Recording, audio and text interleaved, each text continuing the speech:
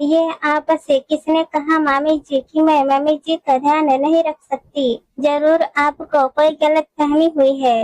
ये मेरी मम्मी जी है और इनके लिए क्या करना चाहिए और क्या नहीं किसी दूसरे को बताने की जरूरत नहीं है।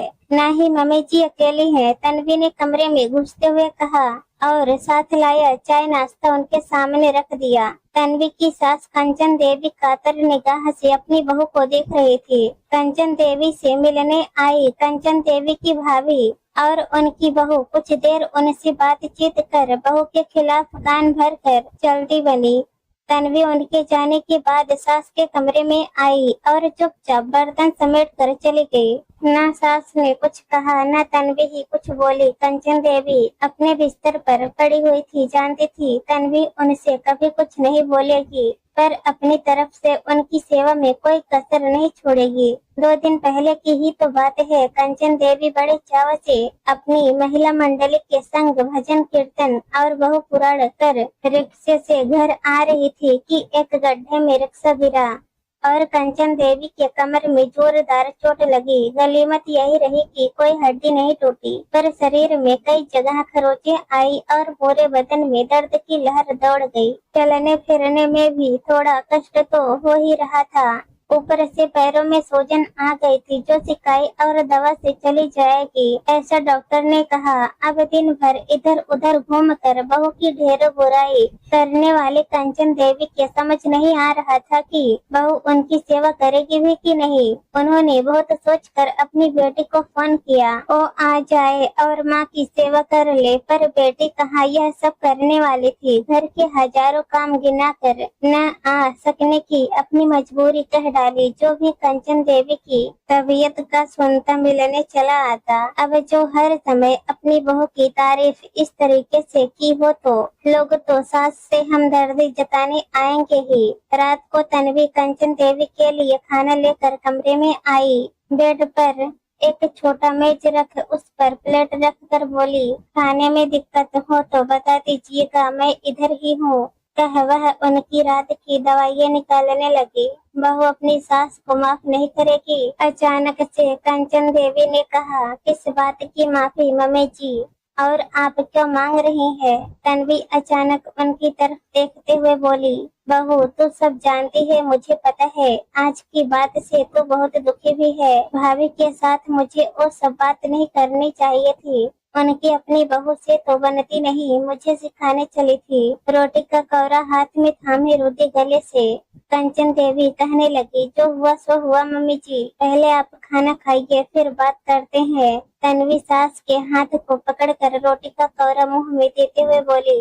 कंचन देवी हर कौरे के साथ सोच रही थी, तन्वी को पसंद यूं तो बेटे ने ही किया था, पर पूरे परिवार के रजामंदी और सब विधि विधान के साथ ही वो इस घर की बहू बनकर आई थी। जॉब के साथ घर को भी बखूबी संभाल रही थी। एक नंद थी जिसके साथ उसने कभी कोई अनबन नहीं की थी। बड़े होने के फर्ज को वो अच्छी तरह से निभा रही थी, पर न जाने क्यों कंचन देवी तन्वी से ना खुश रहती थी। शायद बेटा आकाश माँ से ज्यादा पत्नी को समय देने लगा था, उसकी तारीफ किया करता था, जो कहीं ना कहीं कंचन देवी को खटकने लगा था। अब तो ऐसा हो गया था, कोई जरा सा भी तन्वी की बात करता तो वो खरखराए रहती, और जो बेचारी तन्वी कभी करती भी नहीं, वह नमक मिर्च लगा कर दूसरों के सामने परोस दिया करती। सबसे बस वह तन्वी के खिलाफ ही बोला करती। तन्वी इन सबसे अनजान नहीं थी, पर जानती थी वक्त आने पर परिवार में कौन किसका कितना अपना है, मम्मी जी समझ ही जाएंगी। और जब बेटी ने आने से मना किया, तभी से कंचन देवी को लग रहा था कि अब तन्वी उनकी देखभाल नहीं करेगी और वह ऐसे ही लाचार सी बिस्तर पर पड़ी रहेंगी। पर इन सब के विपरीत तन्वी ने कंचन देवी की सेवा के लिए छुट्टी ले ली थी और वक्त पर सिकाई और दवाइयाँ दे रही थी। सोचते सोचते खाते हुए अचानक गला रुका और कवरे गले में अटक गया। तन्वी जल्दी से पानी पिलाते हुए देखी कंचन देवी की आंखों में आंसू। क्या सोच रही है मम्मी जी? ज्यादा तकलीफ हो रही है तो आकाश को बुलाओ। आज मुझे किसी की नहीं तेरी जरूरत है बहू, तुझसे माफी मांगना है और दिल का बोझ हल्का करना है। कंचन देवी तन्वी से बोली, मम्मी जी मुझे नहीं जानना आप मेरे खिलाफ किससे क्या कहती रही है। बस इतना जानती हूँ आप आकाश की माँ है और मैं इस बात के लिए आपकी शुक्रगुजार हूँ। आकाश को कुछ नहीं पता आप मेरे बारे में क्या कहती रहती है और मैं चाहती भी नहीं हूँ